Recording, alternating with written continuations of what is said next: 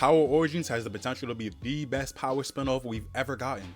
But mind you, they definitely have a long way to go because Raising Kanan set a very high bar in my opinion, and there are a lot of things that fans do want to see given the fact that we're finally going to see young versions of these beloved characters like Ghost, like Tommy, like Tasha, feel me? All these young characters have to give us a story that we haven't seen yet. They have to fill in those gaps. So let's talk about a few of the things that they have to do to ensure that this is a great spinoff. Alright, so first off, these younger versions of these characters have to be endeared to the audience, and by that I mean because we all know James St. Patrick, we all know Tommy, Tasha, all these characters, right? But in Origins, we'll be introduced to newer, younger versions played by different actors, because everyone knows Omari Hardwick as Ghost, they know Joseph Sikora as Tommy, but now we're going to be seeing other actors in these roles. So I feel as though the same way that the audience fell in love with the older versions of those characters in the original Power, the same process has to be done in Origins. So we need those memorable scenes, those hints that we always heard about, those little tidbits of information. We need to see things like Ghost and Tasha being on their Bonnie and Clyde type vibe. We need to see how Tommy became so loyal to Ghost. We need to see Tommy's relationship with his mother.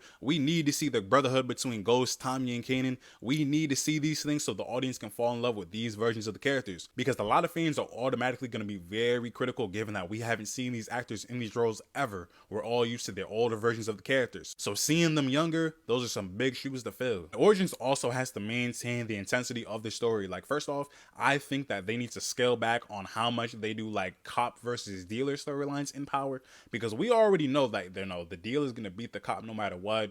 The cops are never going to get like any kind of substantial win. I'd much rather see dealer versus dealer storylines, because that makes for a much more intense story. And then to piggyback off that, I don't want to see any like kind of international drug dealing, not at this level. I like it when the story is a bit more grounded. I don't want to see these big, large-scale drug deals. And like Raising Kanan, Origins also needs to use a bit of social commentary to tell a meaningful story. The show has to be more than just fan service, otherwise what's the point of making the show? Because Raising Kanan uses social commentary to touch upon things like systemic poverty, how family cycles of crime continue, stuff like that. That all makes for a much more intriguing story. Without that kind of social commentary, the show leans away from being a true crime drama and leans more into like being a soap opera. And they gotta find a sort of balance, so I feel as though social commentary is definitely important in Origins. Let me know what y'all think. But if you enjoyed the video, make sure you drop me a like and a follow. I got more content on the way for y'all.